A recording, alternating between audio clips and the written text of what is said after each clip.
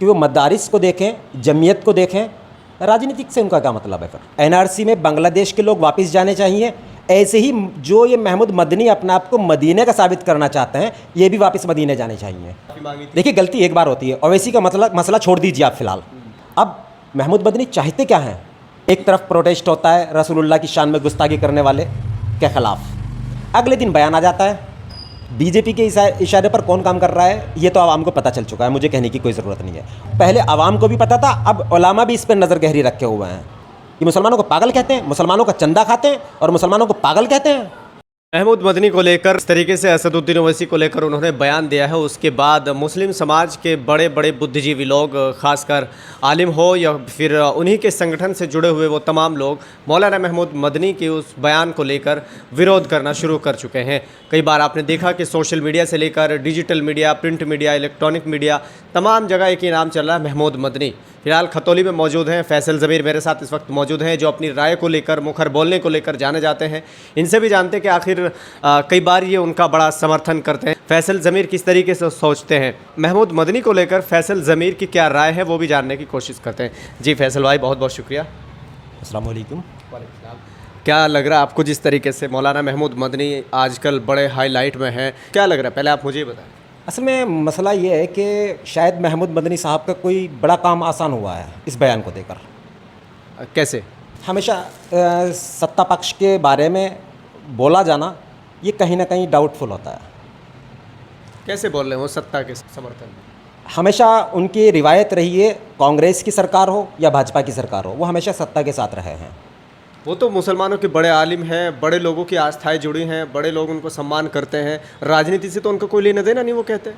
चुनाव लड़े हैं 2 बार, कौन कह रहा है राजनीति से लेना देना नहीं है? वो कांग्रेस के टाइम में लड़े हैं, लेकिन अब वो राजनीति से संन्यास ले चुके हैं। फिर राजनीतिक में दखलंदाजी ना करें, राजनीतिक में फिर दखलंदाजी ना करें। अगर वो राजनीतिक में नहीं है तो राजनीतिक में दखलंदाजी ना करें। बहैसियत एक आलिम के उनको ये चाहिए कि वो मदारिस को देखें, जमीयत को देखें, राजनीतिक से उनका क्या मतलब है? फिर लेकिन वो अगर किसी डिबेट में जाते हैं और उनसे कोई राय लेता है तो राय रखने का हर किसी को अधिकार है। उन्होंने ऐसी कौन सी गलती कर दी अगर उन्होंने अपनी राय रख दी है? बहुत सारे लोगों से उनका इत्तेफाक नहीं है। अगर उन्होंने कहा कि मैं इत्तेफाक नहीं रखता हूं और ऐसे नहीं होना चाहिए, तो क्या गलत कर दिया? हाँ बिल्कुल सही, एनआरसी नहीं होनी चाहिए। एनआरसी में बांग्लादेश के लोग वापस जाने चाहिए, ऐसे ही जो ये महमूद मदनी अपने आप को मदीने का साबित करना चाहते हैं, ये भी वापस मदीने जाने चाहिए। अच्छा, फिर ये मुसलमान कहाँ जाएंगे जो अपने उनको रहबर मानते हैं? मुस्लिम समाज एक आवाज़ पे उनकी रामलीला भर देता है, वो कहाँ जाएंगे? फिर उन मुसलमानों को भी तो सोचना चाहिए ना आपको। रामलीला अब नहीं भरेगी, अब रामलीला भरने का समय चला गया। रामलीला जब भरती थी तब भरती थी। सबसे बड़ी गलती महमूद मदनी साहब की यह है कि उन्होंने जमीयत के 2 टुकड़े किए हैं। उन्होंने मौलाना अरशद मदनी जैसे एक शरीफ इंसान के साथ ये धोखा किया है। हमेशा ऐसा नहीं, अगर महमूद मदनी साहब एक आलिम हैं, आलिम को फिर ऐसे अल्फाज कैसे अदा कर दिए आलिम साहब ने कि हमने निज़ाम मुस्तफ़ा को और कुरान के कानून को ठुकरा दिया था। वो कौन होते हैं ठोकर मारने वाले? वो आलिम नहीं है। फिर वो ठुकरा कैसे? वो कुरान रसूलुल्लाह की निज़ाम को ठुकराने की बात कर रहे हैं, वो कुरान के निज़ाम को ठुकराने की बात कर रहे हैं, कुरान के कानून को ठुकराने की बात कर रहे हैं। वो कहाँ के आलिम हैं? कहाँ से फारिग हैं? किसने सनद दी उनको? जज्बात में कई बार निकल जाता है। अब ज़रूरी थोड़ी कि इंसान से गलती होती है, अगर उन्होंने कह दिया गलती हो गई है तो फिर क्या दिक्कत है अगर गलती हो जाती है? माफ़ीनामा आपके पास आया है क्या? आपके पास माफ़ीनामा आया है? क्या बोला है? कई बार क्या बोला है? जैसे ओवैसी को लेकर पिछली बार उन्होंने माफ़ी मांगी थी। देखिए गलती एक बार होती है। ओवैसी का मसला छोड़ दीजिए आप फिलहाल, आप ओवैसी साहब को छोड़ दीजिए। आप उसको नहीं पसंद करते, कोई बड़ा मसला नहीं है। लेकिन अगर आप ये कहेंगे कि ओवैसी साहब को जो पसंद करते हैं वो पागल हैं, मसला ये है। मसला ओवैसी साहब का नहीं है, मसला है आवाम का, मसला है मुसलमानों का, मसला है उन लोगों का जो दिल और जान से ओवैसी साहब को अपना सदर मानते हैं, ओवैसी साहब को अपना रहनुमा मानते हैं। आप उनको पागल कह रहे हैं? ये कहाँ का इंसाफ है? ये कौन सा इस्लाम है? जैसे ओवैसी खुद कहते हैं कि मैं मुस्लिमों का लीडर नहीं हूँ, और वो कहते हैं कि मैं लीडर नहीं देखना चाहता मुसलमानों का। और फिर जो आप जिसको जोड़ करके देख रहे हैं, इम्तियाज़ जलील ने जो रैली निकाली थी, मौलाना महमूद मदनी का कहना वो उसको नहीं था, 15 सेकंड का या 15 मिनट का जो अकबरुद्दीन का भाषण है उसमें लोग तालियां बजाते हैं, उसको लेकर उन्होंने कहा है आप कैसे छोटा सा क्लिप लोग वायरल कर रहे हैं और तमाम लोग इकट्ठा हो जाते हैं, मौलाना महमूद मदनी ने ये कर दिया वो कर दिया। ऐसे होना नहीं चाहिए ना, वो पिछले बयान को देखना चाहिए ना पूरा। मौलाना महमूद मदनी को शायद इसका इल्म नहीं है कि असदुद्दीन अवैसी साहब के छोटे भाई अकबरुद्दीन अवैसी साहब 15 मिनट के बयान पर जेल में जा चुके हैं और उनको कोर्ट ने बाइज्जत बरी कर दिया है। अब महमूद मदनी चाहते क्या हैं कि उनको जेल होए? ऐसे तो बहुत सारे मुकदमे हैं, मैं खोलूँ तो लाइन लग जाएगी। ऐसे बहुत सारे मदनी परिवार पर मुकदमे हैं, मैं अगर ज़बान खोलूँगा तो बात बहुत दूर तक जाएगी। तो जैसे आप देख रहे हैं कि उनके बयान को लेकर क्या लगता है आपको कि वो माफ़ी मांगने वाले हैं जैसे हर बार मांगते हैं? क्या उम्मीद है आपको? देखिए, माफ़ी एक बार कबूल होती है। कोई आदमी बार बार माफ़ी गलती करे, माफ़ी मांगे, गलती करे, माफ़ी मांगे, इसलिए उसकी आदत है और हम उनकी इस आदत को कबूल नहीं करते।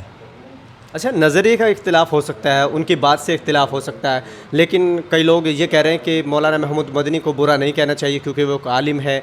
आलिम होने के नाते कई बार कई वाक़यात इस तरह के हैं कि आलिम को बुरा कहना, बहुत तरह के वाक़यात हैं, तो आप क्यों बुरा कहते हैं? मतलब एक आलिम होने के नाते तो थोड़ा रिस्पेक्ट करिए ना उनकी। जी, ज़रा वो बताएं कि क्या है वो आलिम को बुरा, किस आलिम को बुरा नहीं कहना चाहिए? जिस उन्होंने जो डिग्रियाँ ली हैं, मौलाना वो बन चुके हैं, कुरान और हदीस उनके अंदर है, फिर आप कैसे उनको बुरा इस्लाम में मौलवी कोई प्रोफेशनल नहीं होता है, ये एक तालीम है। बहुत सारे लोग, अब मौलाना अब्दुल्ला सालिम चतुर्वेदी हैं, उन्होंने चारों वेदों का ज्ञान लिया है।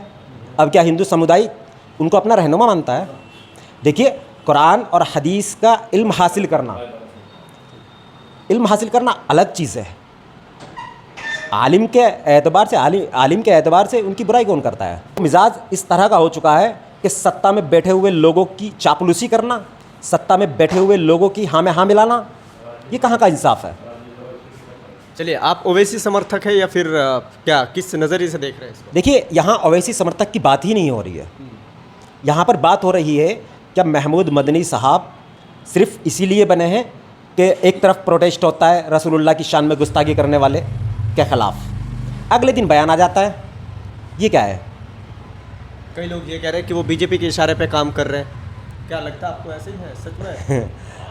बीजेपी के इशारे पर कौन काम कर रहा है ये तो आवाम को पता चल चुका है, मुझे कहने की कोई ज़रूरत नहीं है।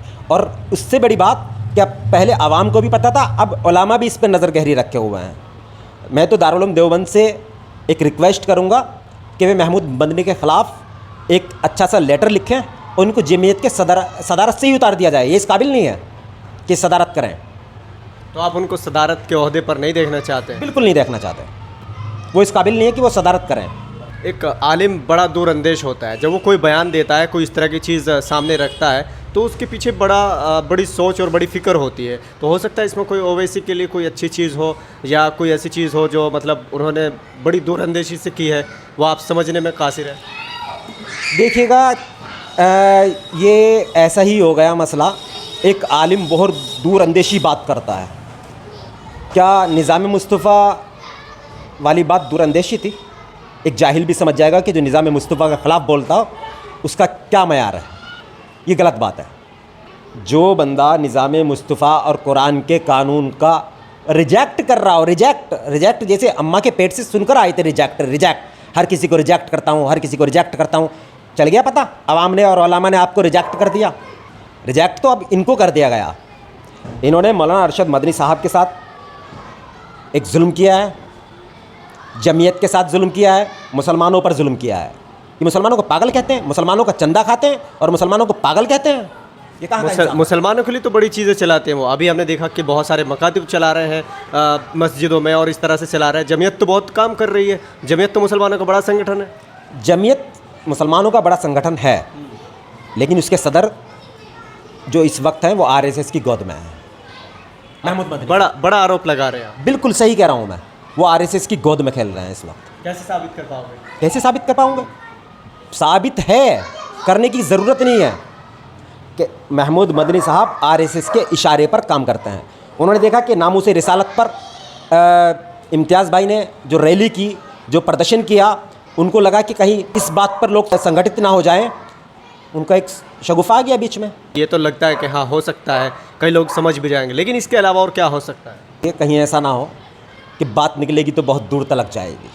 मसला फिर यही आ जाता है, हम उन की इज्जत भी करते हैं, वो आलिम हैं, लेकिन ऐसा भी नहीं है कि हमारी आंखें बंद हैं, हमारी आंखें खुली हैं। हम देख रहे हैं कि इस वक्त महमूद मदनी साहब यहाँ पर, और मैं कहना नहीं चाहता था लेकिन आप सुनना चाह रहे हैं, महमूद मदनी साहब जिस आइडियोलॉजी पर काम कर रहे हैं वो आरएसएस की आइडियोलॉजी है। उनसे एबीपी न्यूज़ पर किसी ने पूछा कि मर्दों को जन्नत में 72 हूरें मिलेगी, औरतों को क्या मिलेगा? एबीपी न्यूज़ पर उनसे किसी ने मालूम करा, एबीपी न्यूज़ की वेबसाइट पर वो न्यूज़ पढ़ी है। तो भाई साहब बोलते हैं कि जो मर्दों को मिलेगा वही औरतों को मिलेगा। अब मैं पूछूं क्या आपकी बीवी को मिलेगा ऐसा कुछ? शरीयत है, शरीयत का मजाक उड़ा रहे हैं आप गद्दार हैं, कौम के गद्दार हैं आप। कैसी बातें करते हैं आप? आपको किसने हक दिया है